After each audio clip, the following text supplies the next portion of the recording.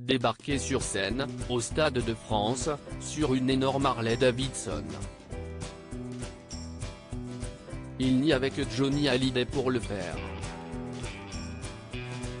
C'était en septembre 1998 et personne n'a oublié ce grand moment de spectacle pour lequel le rocker préféré des Français avait soigneusement répété plusieurs jours, ne laissant aucun détail au hasard. Un peu plus de 5 ans après la mort du taulier, cette mythique moto bleue a changé de propriétaire.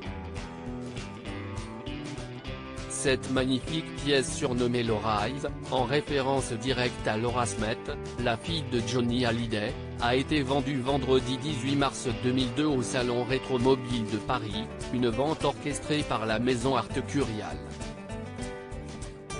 Alors que la moto était estimée entre 50 000 et 250 000 €, la Harley-Davidson a fait l'objet d'une bataille de 10 minutes entre enchérisseurs avant d'être adjugée 470 840 € à un acquéreur anonyme.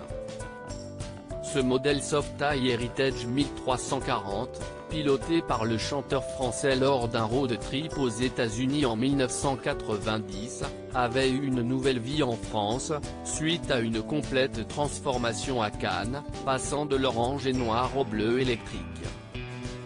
Offerte à la star par le patron d'Universal Music Pascal Nègre, et renommée en hommage à la fille du rocker Laura Smith, la Harley est la vedette mécanique en 1995 du clip I Can't Stop Wanting You, tiré de l'album Rough Town, voir notre diaporama. En 1998, elle entrera avec lui au Stade de France pour un concert d'anthologie. Juste avant la représentation, la moto avait été cédée à un fan français à l'occasion d'un concours organisé par Johnny et sa maison de disques. Le heureux gagnant la conservera 23 ans. Le vendeur s'est engagé à reverser 20% du prix à l'association La Bonne Étoile, créée par la veuve du chanteur, Laetitia Hallyday.